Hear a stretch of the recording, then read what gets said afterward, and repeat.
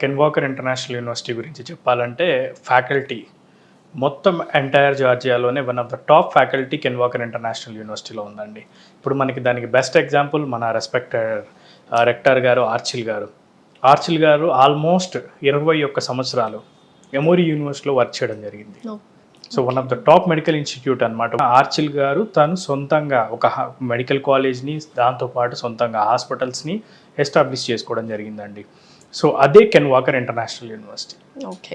So can Walker international university విషయానికి వస్తే కనుక ఇందులో ఉన్న అద్భుతమైన ప్రోగ్రామ్ ఏంటి అంటే జార్జియాలో MBBSతో పాటు యుఎస్లో వెకేషన్ పీరియడ్లో అంటే హాలిడేస్ టైంలో 2 నెలల పాటు వెళ్ళి ఎవ్రీ ఇయర్ 2 months వెళ్ళి వాళ్ళు క్లినికల్ రొటేషన్ చేసుకోవడానికి ఆప్షన్ అనేది ఉంటుంది.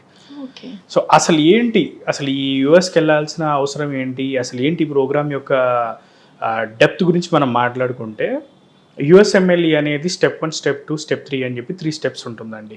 కెన్ వాకర్ ఇంటర్నేషనల్ యూనివర్సిటీలో జాయిన్ అయ్యే స్టూడెంట్స్కి ముందు నుంచి మొదటి రోజు నుంచే USMLE యొక్క ప్రిపరేషన్ జరుగుతుంది. ప్రోగ్రామ్ యొక్క కరికులం కూడా మన ఇండియన్ NMC సబ్జెక్ట్స్లతో పాటు మొత్తం అన్ని USMLE సబ్జెక్ట్స్ కూడా కవర్ చేయడం జరుగుతుంది. సో కాబట్టి ఏంటంటే స్టెప్ 1 అనేది 3rd year తర్వాత స్టూడెంట్స్ పాస్ అవుతారు. ఓకే. 3rd year అయిపోయిన తర్వాత వాళ్ళకి 4th year 5th yearలో స్టెప్ 2 ఎప్పుడైతే వీళ్ళు కంప్లీట్ చేసుకున్న వెంటనే వాళ్ళు అమెరికాలో ఉన్న యూనివర్సిటీస్కి మ్యాచింగ్ ప్రోగ్రామ్కి వీళ్ళు అప్లై చేసుకోవడం జరుగుతుంది పీజీకి.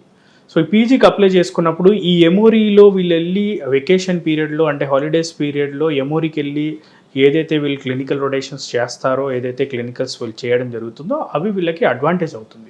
USMLE క్లియర్ చేసుకున్న స్టూడెంట్స్ ప్రపంచంలో ఎక్కడైనా they can do the practice. Super.